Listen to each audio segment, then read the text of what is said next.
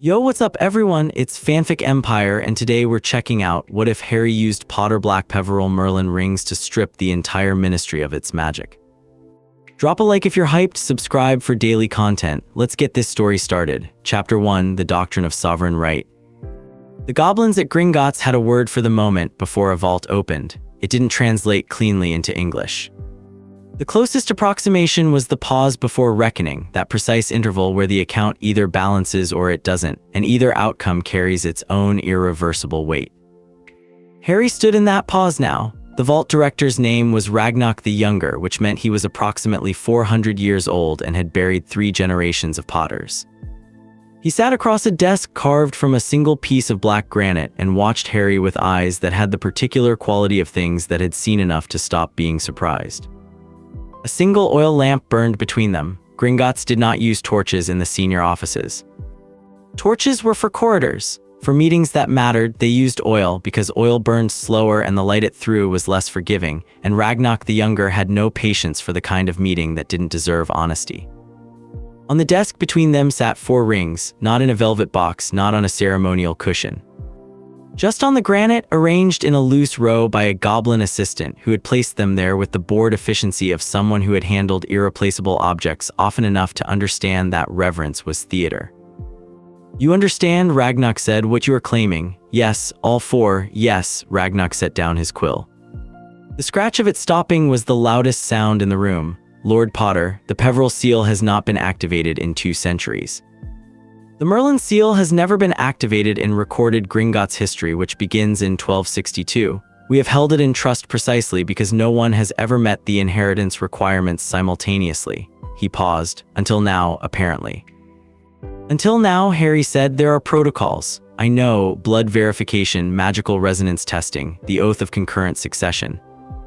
I know the protocols." He pulled back his sleeve. Not to show the graveyard scar, not deliberately, but it was there, white against pale forearm skin, a souvenir of the last time someone had treated him as a piece of institutional architecture rather than a person. "I've read the charter 3 times, let's start." The blood testing took 20 minutes. A small silver instrument that looked like a compass with too many needles spun through 3 full rotations and settled. The goblin assistant wrote something in a ledger and turned it so Ragnarok could read it. Ragnarok read it and nodded once. The resonance testing took 45. Harry sat with each ring placed on the back of his hand, not on his finger, not yet, while the instrument measured something it wasn't explaining. Each ring took longer than the last. The Peverell ring made the needle stutter. The Merlin ring made the instrument produce a sound that Harry had never heard any object make before. A low, sustained tone, not quite a hum, not quite a note, something older than the scale it should have belonged to. The goblin assistant looked at Ragnarok. Ragnarok looked at Harry. "Continue," Ragnarok said. The oath was 7 words in a language that predated Latin by long enough that the provenance was argued among scholars who were never going to agree. Ragnarok read them aloud first, twice, correcting Harry's pronunciation on the 3rd syllable of the 4th word until it was right. Then Harry spoke them himself. The words left his tongue tasting of copper and old stone. The sensation lasted an hour. He was expecting it, Ragnarok had warned him, but knowing something is coming and experiencing it are different categories of information. And for approximately 4 seconds after the oath, Harry had the distinct physical impression that something very large and very ancient had turned to look at him. Then it passed. Ragnarok placed each ring deliberately, one at a time. The Potter ring was gold, a modest crest, the kind of craftsmanship that prioritized function over display. He knew it from photographs, his grandfather in 3 of them, his father in none, because James Potter had died before the inheritance activated in full. It settled onto his right index finger with a fit so precise that it felt less like putting on a ring and more like reunion. Something his hand had been slightly wrong without. The black ring was heavier. Obsidian inlay, serpentine detail along the band, the crest picked out in silver wire so fine it had to be magical in manufacture. The kind of craftsmanship fashionable in 1600 and never quite out of fashion since, because certain kinds of power don't update their aesthetic. Sirius had never worn it, had refused to, had technically been disinherited before he could, had worn the absence of it like a statement. Harry put it on his right middle finger and felt something cold move up his forearm that had nothing to do with temperature and everything to do with the particular weight of inherited things. The Peverell ring was older. The stone was the same one Dumbledore had cracked trying to use it as something it wasn't supposed to be, reset now into a proper band without the hairline fracture that had worked its way up his arm for a year before killing him by degrees. Harry did not think about the stone's other function. He thought about what it represented in the context of the Peerage Compact, the Death Line, the oldest authority, the one that made the other three legitimate in their combination. He put it on his right ring finger. The Merlin ring was last. It was not impressive to look at. Dull silver, almost plain, a crest worn by centuries of not being worn to something barely distinguishable from smooth metal. It looked like something found at the bottom of a box. It looked like nothing. It weighed approximately the same as a stone the size of the Ministry itself. Harry picked it up. Ragnarok said, "Lord Potter, I know. When you place that ring on your finger, you will hold more legitimate sovereign authority over magical Britain than any individual has held since the original Peerage Compact of 1302. The Ministry's own founding charter, Clause 7 of the preamble, acknowledges the right of a concurrent peerage lord to invoke revocation authority over any institutional body created under that charter." He said it flatly, without ceremony. He was not trying to stop Harry. He was making sure the moment was on record, spoken clearly, so that no one could argue later that Gringotts had been party to something done in ignorance. "You will not be able to unknow it afterward. That's the point." Harry put the Merlin ring on his right little finger. The fit was tight. "Receipt, please." The atrium of the Ministry of Magic at 10:17 on a Tuesday morning was exactly what it always was. Fluorescent light that was technically magical in origin, but had settled into something indistinguishable from the mundane. A low ceiling that the enchantments made look like open sky, a pale, unconvincing blue, the kind of compromise between ambition and budget that characterized everything the Ministry had built in the last 50 years. The fountain in the center, rebuilt after the war, new statues, gold figures, and attitudes of cooperation and mutual regard that had been designed by committee and showed it. The water caught the false light and threw it in predictable arcs, 60, maybe 65 people visible from the entrance. Ministry workers crossing from the lifts to the corridors with the particular efficiency of people who had performed the same route enough times that their bodies did it without instruction. Two junior aurors comparing notes against the far wall, a witch from Magical Creatures with a clipboard and an expression that said she was already 20 minutes behind on something she'd been 20 minutes behind on for 3 days running. 3 people in the public services queue with the patient immobility of those who understood that no amount of urgency would affect the speed of the queue. Harry walked through the public entrance. No disguise, no invisibility cloak, wand in his inside pocket, untouched and intended to stay that way, the security desk. Bartholomew Twist, who had been checking wands since 1987 and had developed over the decades the particular expression of a man who had processed so much routine that he'd lost the ability to register the exceptional. "Wand, please," Bartholomew said without looking up from his log. Harry put his right hand on the desk. The 4 rings caught the light, or rather, the light caught the rings, and the rings absorbed it in a way that left the air above his hand fractionally darker. Bartholomew looked up, a long pause. "The kind that recalibrates, Lord Potter," his voice had gone very careful. We weren't notified of it."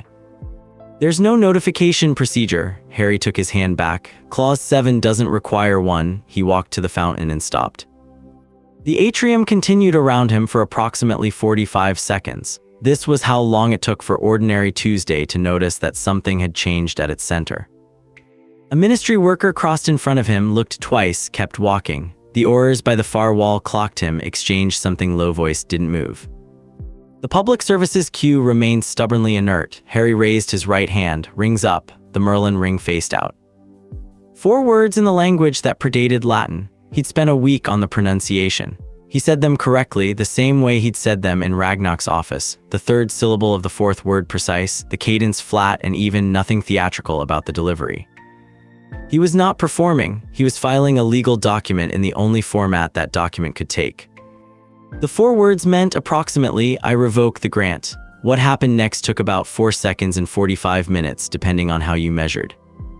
In the first 4 seconds, nothing visible, no flash of light, no dramatic bass note through the floor. The fountain ran. The fluorescent enchantments hummed. Somewhere behind Harry, someone's stack of folders slid off a moving trolley and hit the polished floor with a clatter, and everyone within earshot looked at the folders instead of at him, which was human nature operating exactly on schedule. And the draining started. It began at the edges, which was not a metaphor. The low-level ambient enchantments at the physical periphery of the ministry's magical infrastructure. The ones that maintained the false sky ceiling. The ones that kept the notice board's paper from yellowing. The ones that ran the lift's interior temperature and the water pressure in the bathrooms on level 4. These went first. They didn't fail dramatically, they simply stopped. The ceiling became a ceiling, concrete and conduit, and the underside of the level above. The notice board's oldest posters began very slowly to peel at their corners. The lifts made a sound that lifts make when they become, in a functional sense, just boxes. Then it reached people. The witch from Magical Creatures reached for her wand reflexively. She dropped her clipboard, and Akio was so practiced it preceded the decision to cast it. She pointed the wand at the clipboard. She said the word. The clipboard stayed on the floor. She said the word again. She looked at her wand. She turned it over in her hands. She tapped it against her palm, which was not a technique taught in any curriculum, but which people did anyway when they were verifying that a thing still existed.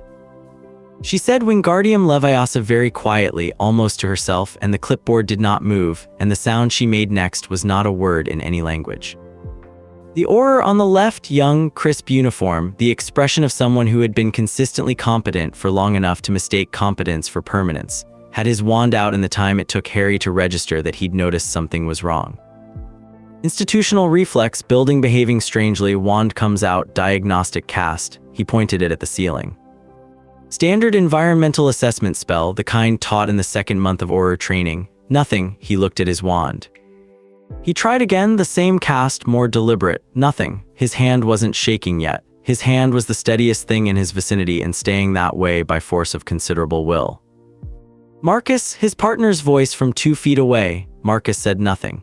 He was staring at the wand with the expression of someone who has reached for a doorknob that is not there and whose hand keeps arriving at the same empty air and whose brain has not yet caught up with what that means. Public services queue dissolved. Not because people panicked, not immediately, but because they tried to leave, and several of them tried to apparate in the way people reflexively try to do when they need to be somewhere quickly and have been able to apparate for 20 years. And the apparition suppressor in the ministry had dropped along with everything else, which meant they were free to try. And trying just meant they stood very still and concentrated very hard and stayed exactly where they were. The atrium went from Tuesday to something else in the time it takes a crowd to understand that a shared assumption has been removed. The draining moved through the building like water filling a structure from below, patient, comprehensive, indifferent to rank. It reached level 2, the Auror department, at approximately 10:31, level 7, the Department of Magical Games and Sports, at 10:38. Level 9, the Department of Mysteries, at 10:44, which produced a category of incident that Harry had accounted for, but that still made him stand slightly more still for several minutes, because the Department of Mysteries and its relationship to ambient magic was a variable he had modeled as best he could, and had ultimately decided was a known unknown that he was going to have to accept. Nothing catastrophic came up from level 9, he exhaled. Harry stood at the fountain and watched the atrium rearrange itself around the absence of what it had always taken for granted. This was the part he had not told anyone. He had told no one because every person he might have told would have tried to talk him back from it, and he was finished being talked back from things. The calculus was not complicated. 7 years since Voldemort, 7 years of filing reports and giving testimony and sitting in Wisengamot galleries watching men in purple robes vote on whether other people deserved their rights, and the answer kept coming back the same. The system would reform at the pace the system found acceptable, which was no pace at all when measured against the lives it was taking its time about. The Muggleborn Registration Commission's legal architecture was still on the books. Technically dormant, technically harmless, technically a loaded weapon with the safety on, and the safety held in place by the continued goodwill of people who had built the weapon in the first place and whose goodwill was contingent on nothing being required of them. 3 months ago, the Muggleborn Registry Act, third reading, the Wisengamot. A piece of legislation that didn't reinstate the commission, but that created a new registration requirement, framed as administrative, framed as protection, framed in the particular legislative language that meant we are doing this, and we are doing it carefully enough that you cannot point to the exact moment we crossed a line. He had sat in the gallery, he had watched it pass. He had watched Kingsley vote against it and lose by 11 votes and make a very measured statement to the press afterward about the ongoing commitment to reform. And Harry had driven home. He drove now. A concession to the world that the magical community kept trying to make him unmake, and had sat in the kitchen of Grimmauld Place and looked at the table and understood, with the kind of clarity that only comes at the end of a very long patience, that he was done. He had spent the following week at Gringotts, the following month on the pronunciation, following 6 on the logistics, the ICW coverage, the transitional documentation framework he was going to need Hermione for, the legal opinion on Clause 7 that he got from a retired solicitor in Edinburgh who specialized in wizarding constitutional law, and who had gone very quiet for about 30 seconds when Harry explained what he was considering, and then had said, technically correct, never been tested, legally airtight, practically unprecedented, good luck. He had needed the ICW in place before he moved. That part had been delicate. He had gone to Geneva in April, met with 3 members of the Confederation's executive, and described a hypothetical. The hypothetical was not difficult to decode. They had looked at each other and at him, and one of them, an elderly French witch named Beaumont who had been in the Confederation since before Harry was born, had said, "The statute of secrecy does not belong to the British ministry. It belongs to all of us. If the British ministry were to become unable to enforce it, the Confederation would have both the authority and the obligation to provide emergency coverage." She had not winked, she was not the winking type, but the pause that followed had been a category of understanding. He had shaken her hand, he had come home. 2 weeks later, he was standing at the fountain.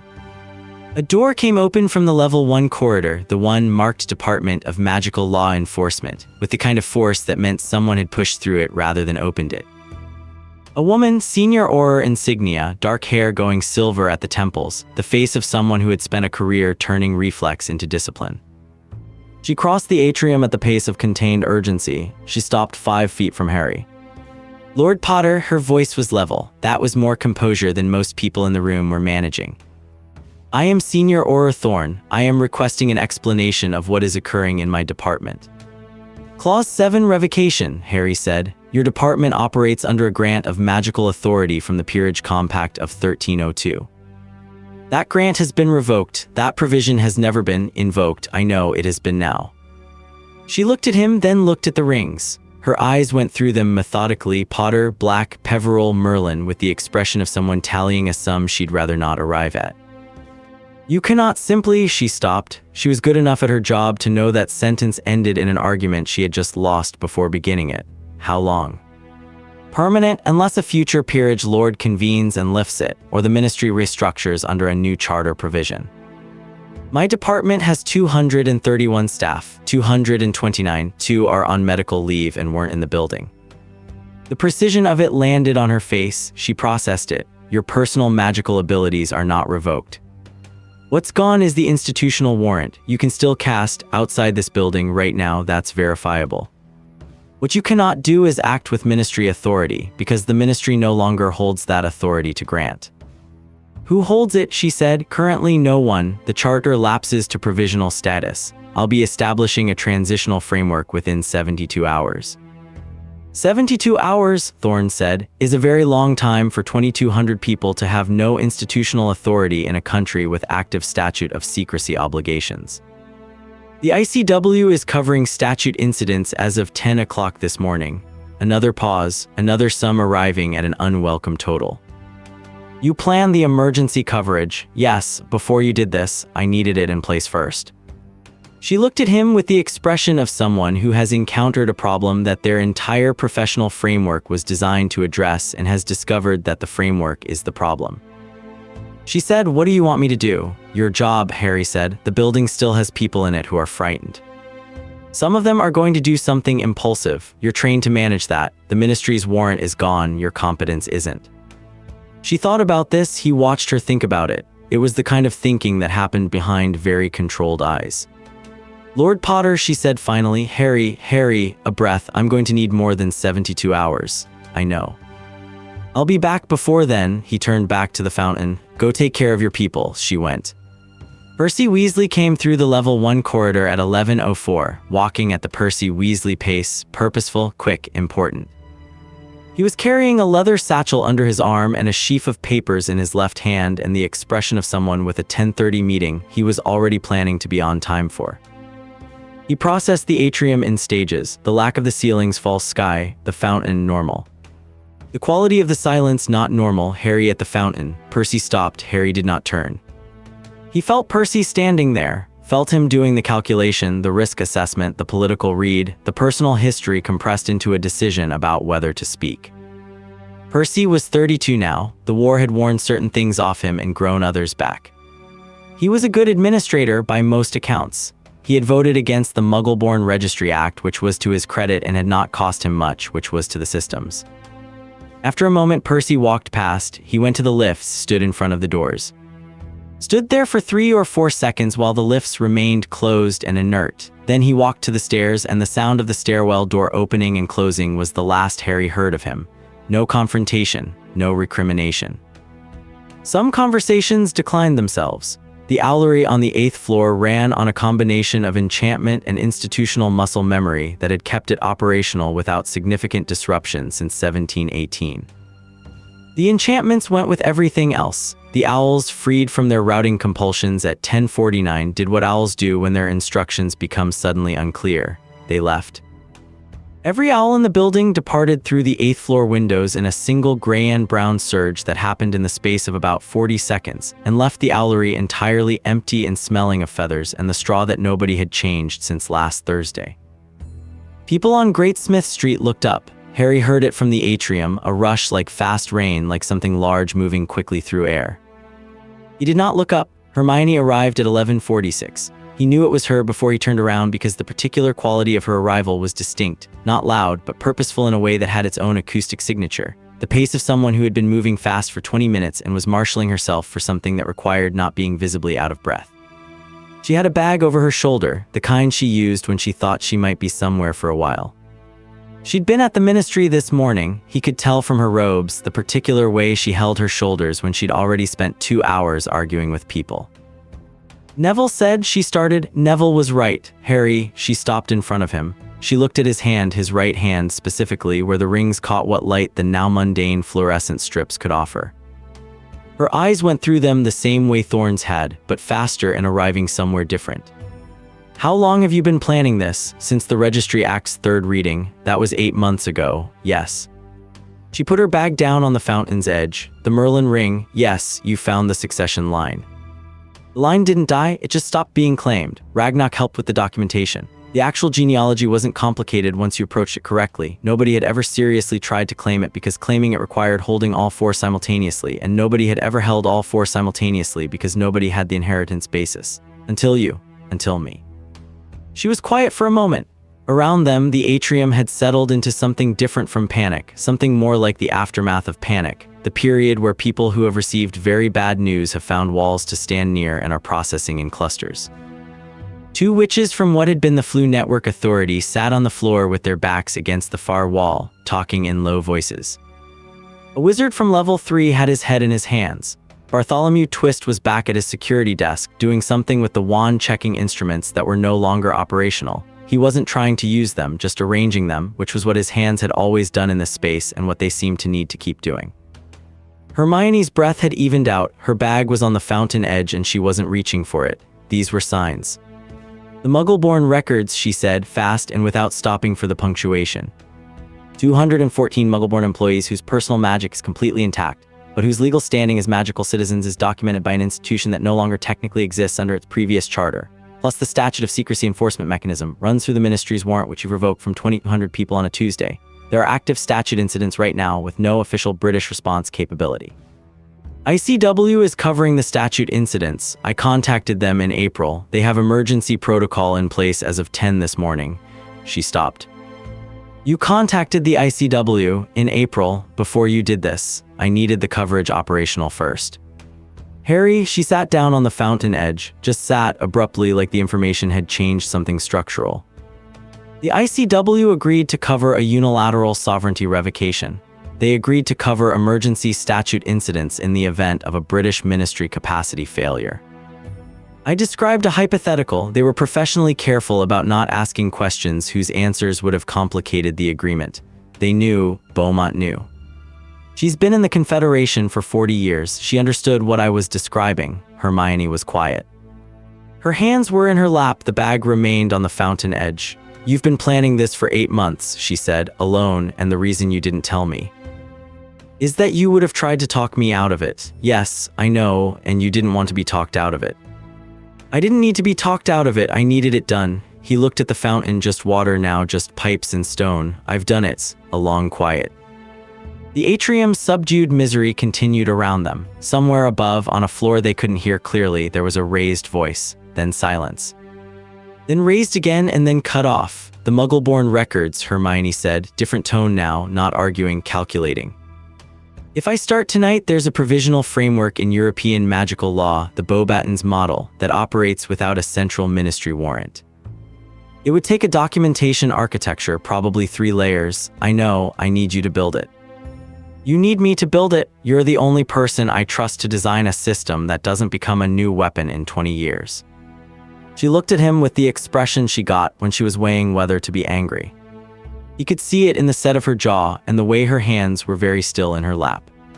After a moment, she picked up her bag and opened it and took out a notepad. Not a magical notepad, a plain paper one from a Muggle stationer's with a blue pen clipped to the cover. "Tell me what you have already," she said. He told her. She wrote. The pen moved fast and her questions were precise, and she interrupted him 4 times to correct assumptions she'd correctly identified as optimistic.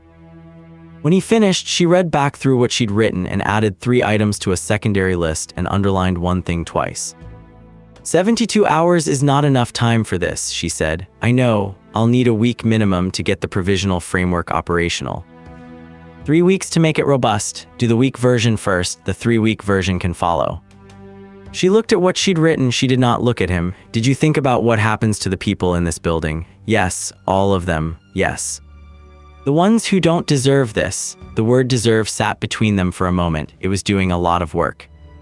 There are 2,240 people in this building, Harry said. I can give you the breakdown by department. I have names. I went through the personnel records. I know who voted for the Registry Act, who voted against, who abstained, who wrote the policy, who implemented it, who just stamped the paperwork. I know which of them were coasting and which were complicit. I made a list. He paused. I did it anyway because the system doesn't come apart department by department. You can't revoke the grant from the corrupt ones and leave it in place for the ones who are just following orders. That's not how it works legally, and it's not how it works practically. And if you try to do it selectively, you end up with an institutional structure that can reconstitute itself around the parts you left intact. Hermione put the pen down on the notepad. She picked it up again. She looked at the atrium. I know, she said, and then quieter, I know. Level 2 had the particular quality of a place where serious people had just discovered that their seriousness had not protected them from anything. The Auror Department's open plan office, usually loud, usually functional, always with the slight edge of a workplace where people understood their work mattered, had gone to something low and taut and trying to be professional about it. Harry came up from the atrium at 12:11. He had a list and he was moving through it. The Muggle-born documentation was Hermione's. The statute incidents were the ICW's. The legal transition framework needed Kingsley, who didn't know yet, and the Wisengamot, who were currently in the process of discovering that the old Wisengamot was technically a body of the Ministry, and had therefore had its authority revoked along with everything else. That was tomorrow's problem. Today's problem was the building and the people in it, and what he owed them in terms of information. He found Alara Booth at the end of the level 2 corridor, sitting on the floor with her back against the wall to the left of the fire door. Not in dramatic distress, nothing theatrical about it. Red eyes, controlled breathing, the posture of someone who has been managing something for long enough that managing has become its own kind of exhaustion. She was 22 years old and had been an Auror for 4 months. Her wand was in her lap. He stopped. She looked up. She knew who he was. Everyone in the Auror department knew who he was. He'd consulted on 3 cases in the past 2 years, knew Thorne by name, knew half the senior staff by sight. And of course she knew who he was in the larger sense, the sense that everyone knew, the sense that had followed him since he was 11 and had not diminished in the 15 years since. He looked at the wand in her lap, then at her face directly without looking away or making it into a survey. She was a person and he had done this to her, and the least he owed her was not looking at the middle distance. Your magic is intact, he said. I want to be clear about that. What I revoked was the Ministry's institutional authority, not your personal magical ability. The Ministry's warrant is gone, your magic isn't. She said nothing. The corridor was very quiet. If you go outside the building and try to cast, it'll work. That's testable right now. He kept his voice level. He was not trying to comfort her. He'd made a calculation and she was the cost of it, and comfort would have been obscene. He was giving her facts because facts were what he had. What you lost today is the warrant, not the ability. She looked at the wand in her lap, then at him. What I lost today, she said, was the thing I spent 3 years training for. The sentence did not require a response. He knew that and did not offer one. She looked at the wand again. Then, with the deliberate care of someone who has decided to find out the answer to something, she stood up. She walked to the fire door at the end of the corridor and pushed through it. Harry heard her footsteps on the stairs going up, not down, toward the roof access. He waited 40 seconds, 50.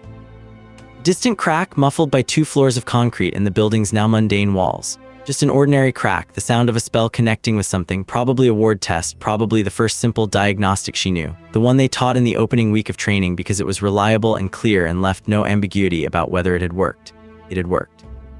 He heard her footsteps on the stairs again, coming down. She pushed back through the fire door.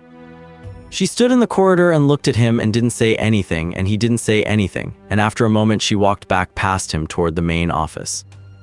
He watched her go. He stayed in the corridor. The rings were very heavy on his hand. They had been heavy since Gringotts, and they would be heavy tonight, and they would be heavy tomorrow when Kingsley came. And Kingsley would come, he was sure of it, because Kingsley was the kind of man who came to problems instead of waiting for problems to come to him. The wait was not about magic. It was about something older than magic, older than the compact, older than Merlin's name being on a ring sitting on his little finger. It was the particular weight of choosing. He had known he was going to feel it. He had not anticipated the exact texture of it. There was a difference between modeling a consequence and standing in a level 2 corridor watching a 22-year-old walk back to her desk with the particular straightness of spine that people develop when they have decided to be all right. Harry looked at the fire door for a moment, then he went back to the stairs. The atrium at 2 in the afternoon looked like the aftermath of something. Not wreckage, the physical space was intact, the fountain still running, the notice boards still on the walls even if their paper was finally beginning to settle into honest age. But the quality of the population had changed. The workers who had somewhere else to be had gone.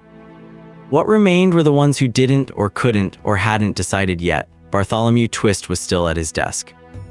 He had sometime in the past 2 hours found a thermos from somewhere, Muggle, stainless steel, the kind that actually keeps things warm, and he was drinking from it with the focused attention of someone who has decided that the most useful thing he can do right now is drink his tea and stay at his post. Harry stopped at the desk on his way back through. Bartholomew looked up. When the transitional framework is in place, Harry said, I'll need a registry of everyone who was in the building today. Name, department, contact information, accurate count.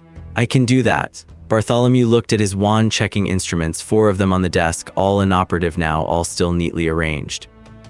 I've kept manual records alongside the magical ones for 23 years. Old habit. Management always said it was redundant.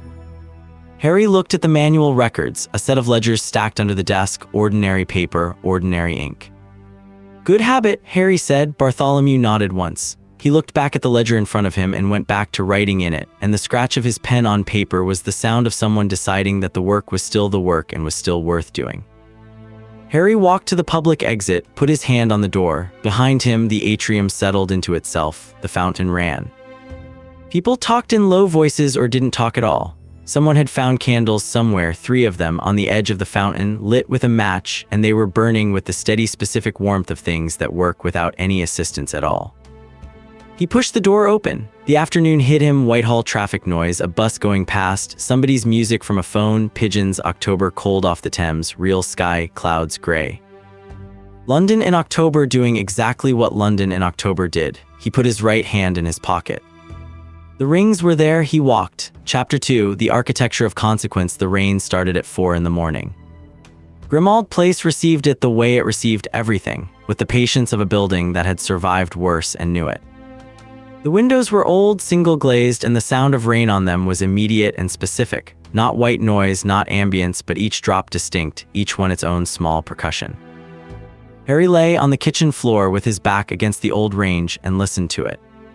He had not slept. He had made tea twice, drunk it once, and spent approximately 3 hours reading through the transitional charter documents he'd been drafting for 6 months, marking them against what had actually happened today and what that changed. Several things required adjustment. One assumption had been wrong. He'd underestimated the speed at which the ministry's lower floors would process the revocation, which had meant the Department of Mysteries had been reached 20 minutes earlier than his model suggested, and that 20-minute window was going to need explaining at some point to people who understood what the Department of Mysteries held. Nothing catastrophic had come up from level 9. He kept returning to that. He'd built the model, run the numbers, accepted it as a known unknown, and it had held. He was aware that this was the kind of thing that felt like vindication and was actually just luck, and that conflating the two was exactly the kind of thinking that turned people into the kind of authority they'd started out opposing. His right hand was on the floor beside him. The rings caught the kitchen's single overhead light he'd left it on and threw small cold gleams at the ceiling. At 5:47, the rain eased. At 6:03, someone knocked on the front door. Not the flu, not a patroness, not an owl, knocked. Harry got up, left the charter documents on the kitchen table, and went to the front door. Kingsley Shacklebolt was standing on the step in a muggle overcoat and wet shoes. He had walked not far, probably from the tube at King's Cross, but far enough in October rain to be comprehensively damp. He was holding nothing, no briefcase, no documents, nothing that communicated official capacity, which was correct because he no longer had official capacity. He looked at Harry, Harry looked at him. "May I come in?" Kingsley said. Harry stepped back from the door of the kitchen. Harry moved the charter documents to one side of the table and sat down. Kingsley sat across from him and looked at the documents, but did not ask about them. He put both hands flat on the table, looked at Harry's right hand where the rings were, and was quiet for a moment. "Tea," Harry said, "please." Harry put the kettle on. The gas ignited with a click and a low ring of blue flame, and neither of them said anything about the fact that it was gas, not magic, and that it worked regardless. "I am not here to argue the legality," Kingsley said. "I have read Clause 7. I read it when I took office, and I read it again at approximately 11:15 this morning, sitting in my office while my staff stood in the corridor unable to cast, verifying that what I thought had happened had in fact happened. And it is legally airtight. The Charter acknowledges it explicitly. The Ministry has been operating on a peerage grant since 1302, and no concurrent peerage lord has ever invoked revocation rights because no concurrent peerage lord has existed in recorded history. Until now. Until now, Kingsley's voice was very low, very even, each word placed with the care of a man choosing not to let his language run ahead of his thinking. "I am not here about the legality." Harry brought the tea to the table, 2 mugs, no ceremony. He sat down. "What happened in the Department of Mysteries," Kingsley said. "Nothing catastrophic. The revocation reached it earlier than I'd projected, but the chambers are self-contained. The Time Room and the Death Chamber have their own ambient magic that predates the Ministry's charter. It's not a granted authority, it's environmental. Those are unaffected. And the unspeakables. 23 of them were in the building. Their personal magic is intact. Their institutional warrant is gone, which means any ongoing experiments that required Ministry authority to conduct are now technically suspended. Technically. I'll include them in the transitional framework." Kingsley wrapped both hands around his mug and looked at the table. He was 56 years old and had been Minister for Magic for 8 years and had spent those 8 years doing exactly what Hermione had believed in. Reform from within, incrementally, carefully, building the institutional case for each change before attempting it. He had voted against 12 pieces of regressive legislation in his time in office. He had won 6 of those votes. "The Registry Act," Harry said. "Yes, 11 votes. Yes." Kingsley looked up. "I am aware. I know you are. I'm not making an accusation. It feels somewhat like one. It's context." Harry drank his tea. "You've been doing this for 8 years. You've won some of it. The Registry Act is still law. It was law. The institution that created it no longer has the authority to." Kingsley stopped. "That is a complicated argument. The Act itself is a piece of statute. The repeal would require a new legislative body. That's in the Charter." Harry slid one of the documents across the table. "Draft, working version. I'd want your input before it's finalized." Kingsley looked at the document. He did not pick it up immediately. He read the top page where it sat, and his expression shifted in the way that expressions shift when they encounter something unexpected in a place they expected something different. "A transitional council," he said. "Elected, proportional representation across magical communities. Muggle-born witches and wizards get full votes, not weighted, not qualified, full. Old family seats are abolished. The council has legislative authority for 2 years, after which a constitutional convention determines permanent structure. And the peerage lords, no seats." Kingsley looked up from the document. "You would strip yourself of legislative authority."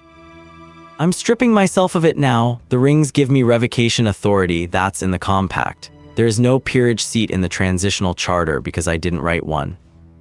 If I give myself a seat, I've traded one unelected authority for another, just with better genealogy." A silence. Rain had started again lightly. The kitchen clock mechanical, a concession to the same logic as the gas hob marked it with its second hand. The Merlin ring, Kingsley said, keeps the revocation in effect until the Transitional Council convenes and establishes its own charter. Once the new institution exists under its own authority, the peerage revocation is superseded. The ministry can't reconstitute itself under the old charter. Something new can be built, Kingsley said. Not will, no, not will, that's not my decision. Kingsley picked up the document. He read it. He read it properly, the way he read things, not skimming, not looking for the headline, but going through it as if each clause had implications that connected to the clause before and after it, because they did.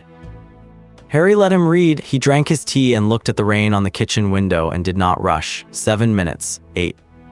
The Muggle-born documentation framework, Kingsley said, not looking up. Hermione is building it, provisional structure operational within the week. She's using the Beauxbatons model as a base. Granger, yes, she agreed to this. She agreed to build the documentation system. She has not endorsed what I did. Kingsley set the document down. He picked up his mug and drank from it and put it down again and looked at Harry with the expression of a man who has been presented with a solution he did not ask for, to a problem he had not solved himself, in a form he cannot legally object to. I need to ask you something, Kingsley said. Go ahead, what do you want? Harry looked at him. I want Muggle-born witches and wizards to be full citizens without qualification. I want the registration frameworks off the books permanently. I want a legislative body that cannot be captured by old family politics because old family seats don't exist. I want to not have to do this again in 20 years. He paused. That's what I want. And personally, that's personal enough. Kingsley was quiet. You understand that what you've done will be called a coup, by people who benefited from what I ended, by everyone, Harry. By people who had nothing and lost nothing and still understand that one person removing an entire government by ancestral authority is a category of action that requires careful framing. I know, he met Kingsley's eyes. Frame it however you need to, I'll give you the documents to work with. I need you to chair the Transitional Council. Kingsley was still for a moment. Then, you want me. The man whose government you dissolved. I want the man who voted against 12 pieces of regressive legislation and won 6. I want someone who knows how the institution worked and can build something better. I want someone the international community will take seriously when they're deciding whether to engage with a British wizarding government that was established by a 26-year-old with 4 rings and a constitutional law opinion from Edinburgh. Harry put his mug down.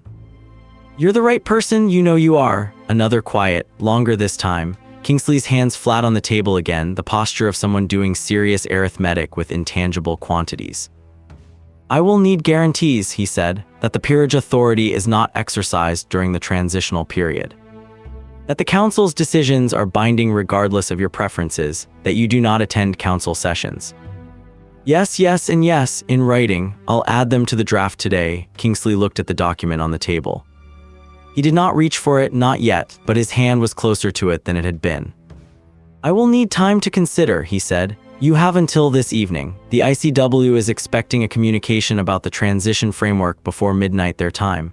Harry stood, gathered the documents except for the draft, which he left on Kingsley's side of the table. Take the draft, read it properly. Come back at 6, Kingsley stood. He picked up the draft, he folded it carefully and put it inside his overcoat. He did not say anything further, which was its own form of answer. Harry walked him to the front door. At the step, Kingsley stopped and looked back. Alara Booth, he said. Harry waited. 3rd generation Auror family. Graduated top of her cohort. She called my office at 1 this morning. He paused. She is not asking for restoration. She wanted to know if the transitional framework would include a path for Auror recertification outside the old ministry warrant structure. Harry said nothing. I told her I did not know, Kingsley said. I am telling you because you should know, she asked. He walked down the steps and onto the wet pavement and turned left toward the tube, coat collar up against the rain, and the sound of his footsteps on wet stone was precise and even and diminishing. Harry closed the front door. He went back to the kitchen and added Auror recertification pathway to the transitional charter document in the margin, in pencil, with a question mark. Then he crossed out the question mark. Lucius Malfoy arrived at 11 in the morning. He did not knock. The front door opened, not broken, not forced, just opened, because the Grimmauld Place wards recognized a peerage right of access, and Lucius Malfoy had been a lord in good standing long enough that the ward's architecture, built generations ago, admitted him on principle. Harry had known this was theoretically possible. He had not expected it to actually happen. He heard the door open from the first-floor landing where he was reviewing the Transitional Charter's second section. He came down the stairs. Lucius was standing in the entrance hall in gray wool and a silver walking cane he didn't need, which meant it was a prop, which meant this visit had been dressed. He looked around the entrance hall with the particular expression of someone assessing property, not admiringly, just professionally, the way people who have always had things look at other people's things. "Lord Malfoy," Harry said from the bottom stair. "Lord Potter." Lucius turned from his survey of the hall. He was 58 and the war had done specific things to him that no amount of Malfoy composure had fully erased. The composure was there though, it was formidable. "Forgive the intrusion, I was not certain you would receive me if I announced myself." "You're right, I wouldn't have." "Hence the peerage right of access, a useful provision." He smiled, which was a careful and entirely non-warm act. "Your ancestral wards are well maintained. Creatures work, I assume. What do you want?" The directness registered on Lucius's face as something between appreciation and irritation, and he chose appreciation because the alternative was less useful. He moved toward the kitchen as if he'd been invited, which he had not been. Harry followed him in. Lucius did not sit. He stood with his back to the window and his hands on the walking cane and looked at the charter documents on the table with an attention that was too casual to be accidental. "What you did yesterday," Lucius said, "was remarkable. I mean that without irony. All right, 2,200 witches and wizards. The institutional framework of magical Britain dissolved in a morning. The Merlin ring." He tilted his head slightly.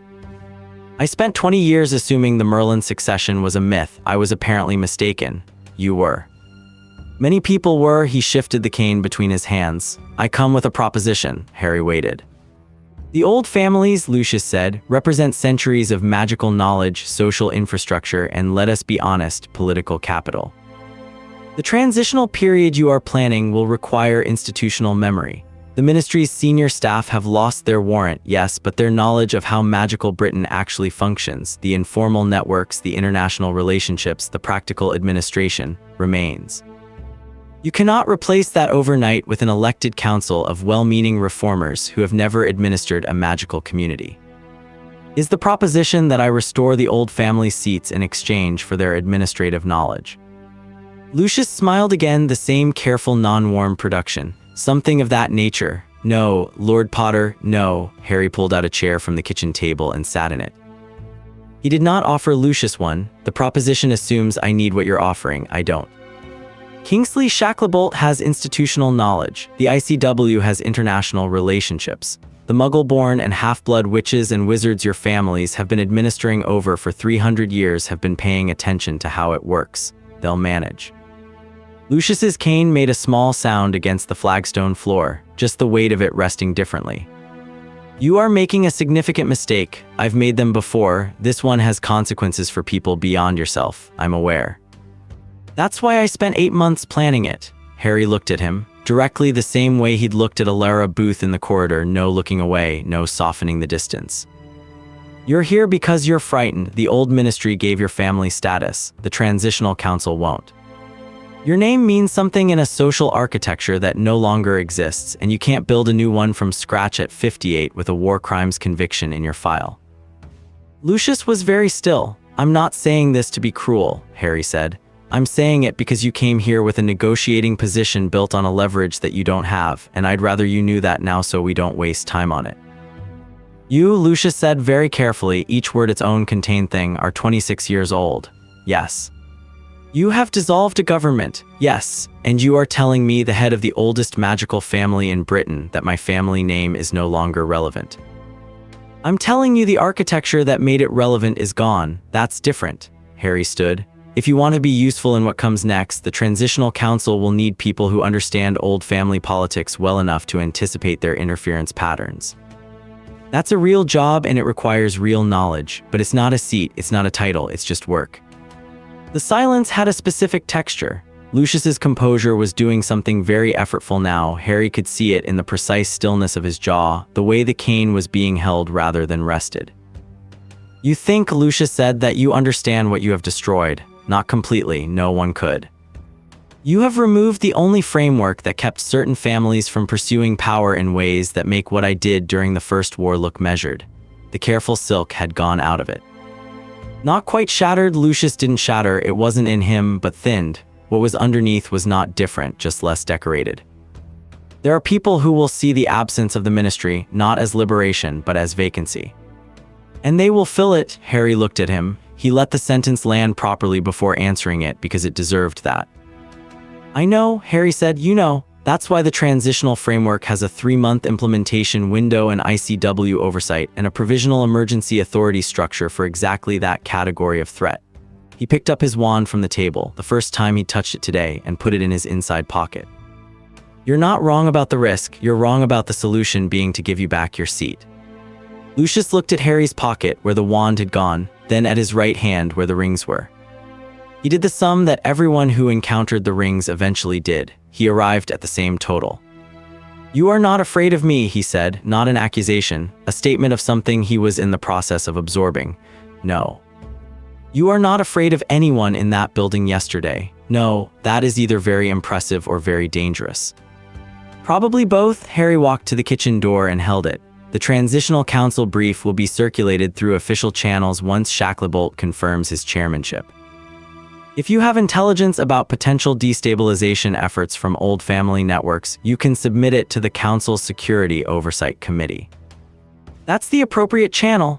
Lucius looked at him for a long moment. Then he moved toward the door, cane on flagstone, shoulders held with the specific discipline of a man who has not yet decided whether he has lost this conversation or is simply not finished with it.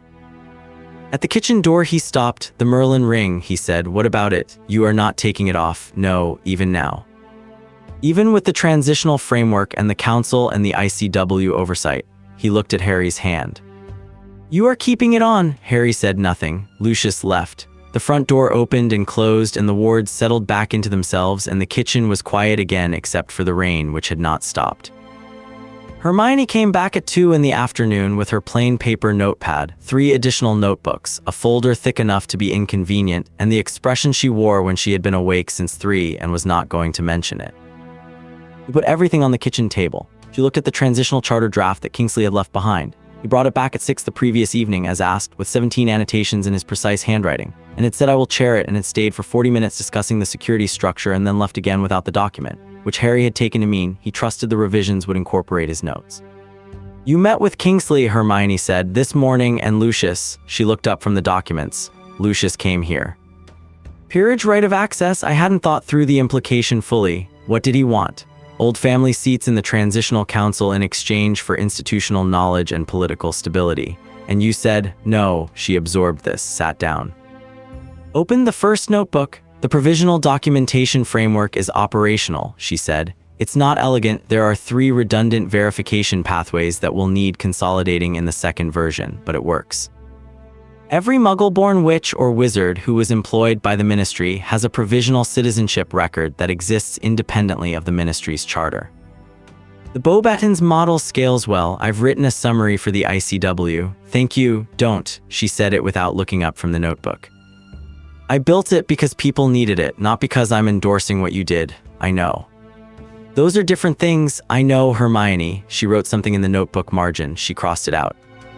She wrote it again. The statute incidents, there were 9 in total. The ICW covered all of them.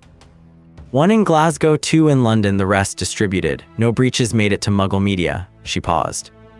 Beaumont sent a message. She wants a meeting with you and Kingsley jointly within the week. I expected that. She also said, Hermione stopped. She looked at what she'd written, then at Harry. She said the Confederation is formally acknowledging the Transitional Charter as a legitimate governmental instrument, pending your confirmation that the Merlin Ring Authority will be transferred to the Council on convening. I've written that into the Charter, Section 4, Clause 3. She wants it in your words, not a document. A statement personally to the Confederation. I'll write it tonight, Hermione nodded. She looked back at her notebooks. She reorganized them by size, which was not something she needed to do, but which her hands were doing anyway. Outside, a bus went past on the road that Grimmauld Place backed onto, close enough to feel in the floorboards. There's something else, she said. Harry waited. She opened the 3rd notebook, plain cover, no label, and placed it on the table between them. It was not the documentation framework. It was not legal analysis or transitional charter notes. It was a list. Names, departments, brief annotations. He could see the format from where he sat: name, role, category, 2 columns of additional notation. "I've been making this since 1 this morning," she said. "I need you to look at it." He pulled the notebook toward him. The list had 231 names. She had sorted them by what she called, in a header written with the blue pen, dependency category. The first section, ministry employees with direct magical dependence, spouses, children, family members whose daily functioning relied on magic the employee had been providing for years. The second section, employees whose work directly protected Muggle-born and half-blood citizens regardless of the political framework, translators, advocates, the 6 witches in the Muggle liaison office who had been quietly preventing statute breaches for 30 years. The third section, new employees 2 years or less, too recently hired to have voted for anything, too junior to have designed anything, too young to have built the systems Harry had dismantled. Alara Booth was in the third section. He read the list, not quickly. She had written it carefully. Every name was a name, every annotation was specific, and she had not editorialized except where the annotation required context. He read it the way Kingsley read documents, clause by clause, implication by implication. He finished. He put the notebook down. "I know," he said. "I need you to say more than that. The transitional charter has recertification pathways for all of them. The Muggle liaison office staff automatically transfer. Their work doesn't depend on ministry authority. It depends on the statute, which is ICW governed. The new employees have provisional status that converts to full council certification on convening." He looked at the notebook.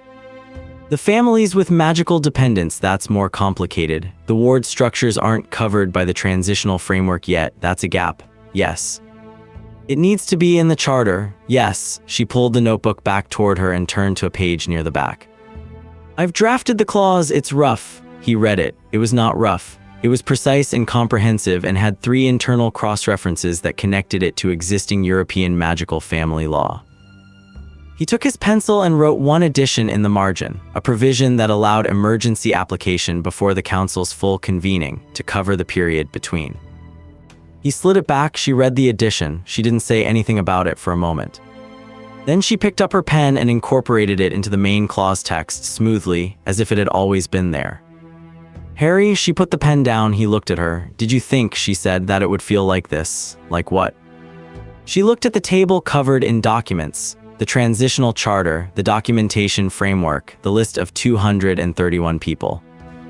The tea mugs from this morning, the pencil marks in blue ink, and the small, precise handwriting that was Kingsley's and the larger, less careful handwriting that was his own.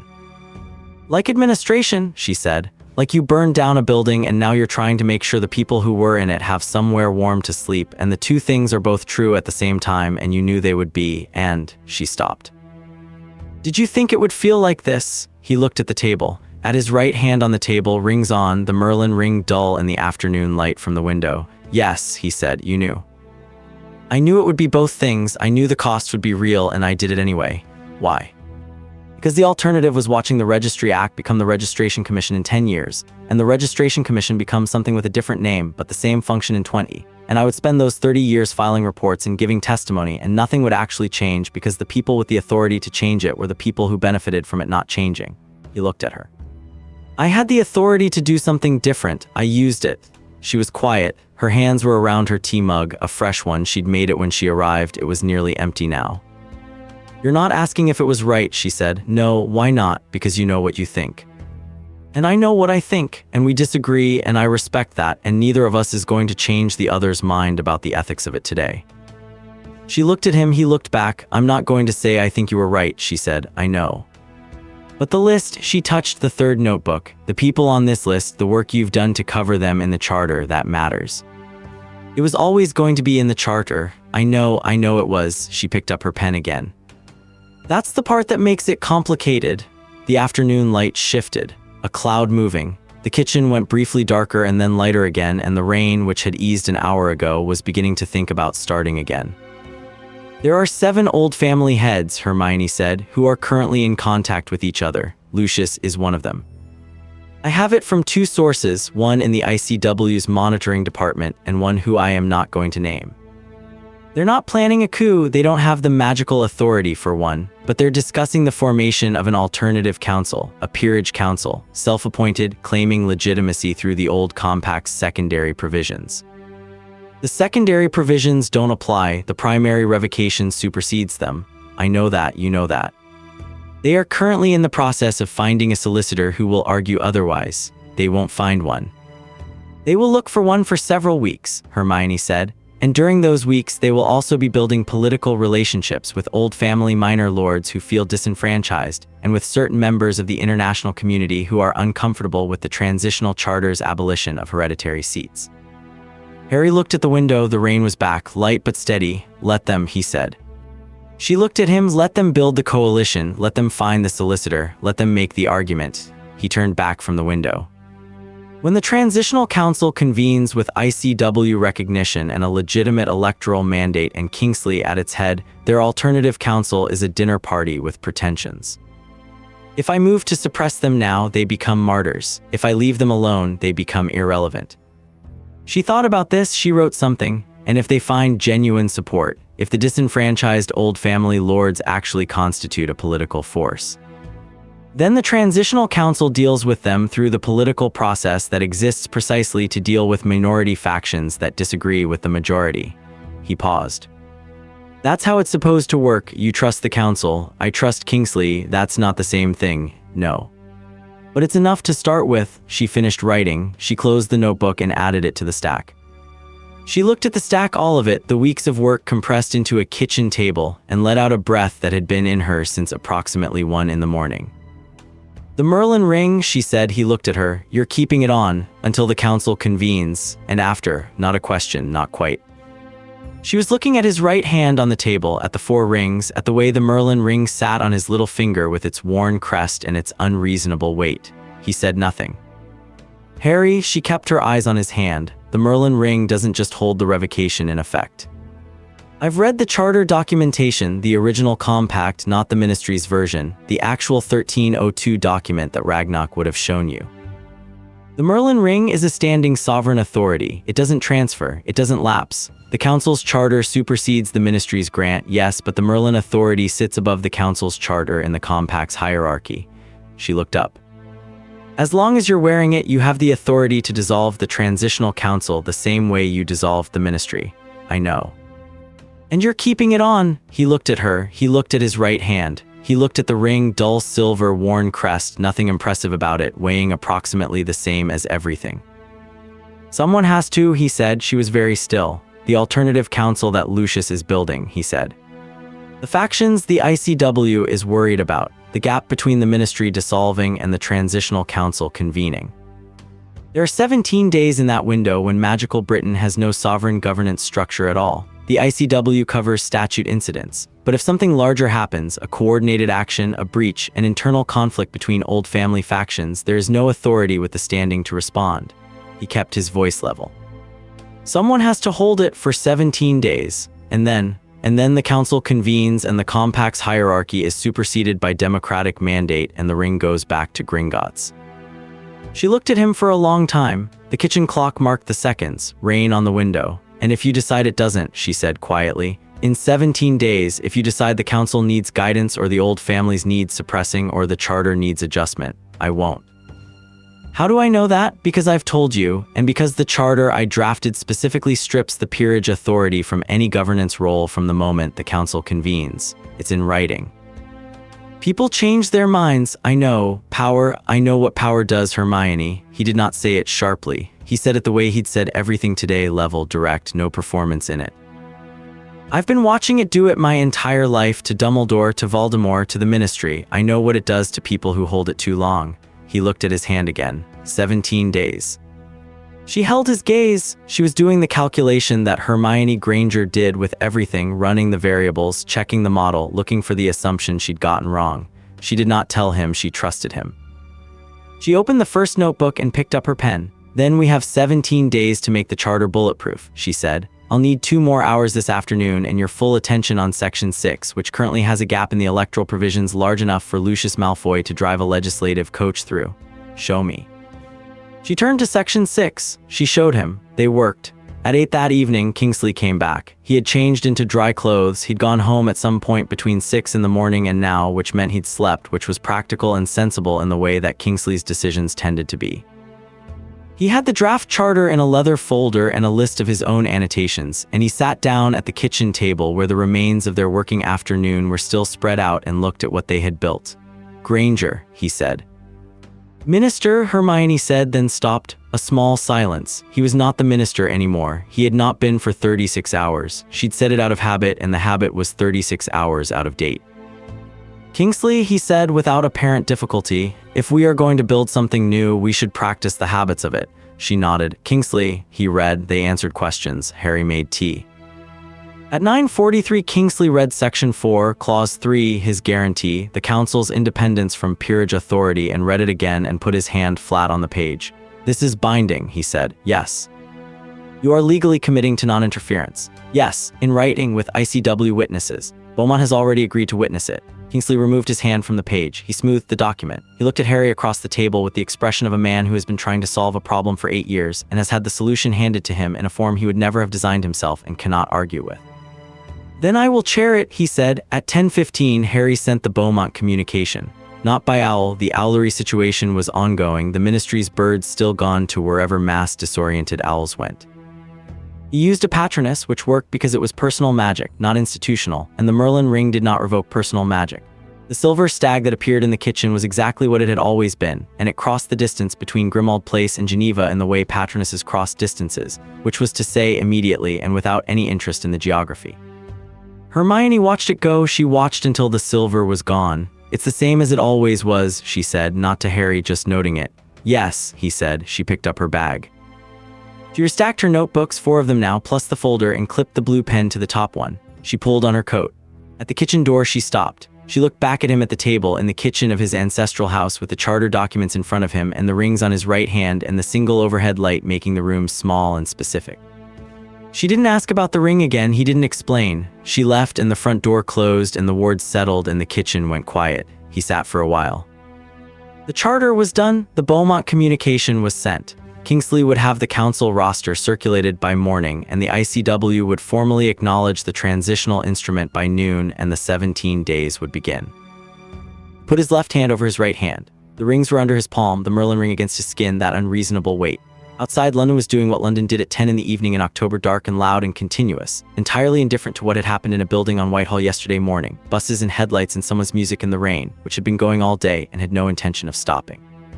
He looked at the window for a long time. He had a thought. He let it arrive and looked at it and did not finish it. He got up, turned off the overhead light and went to bed. The rings stayed on.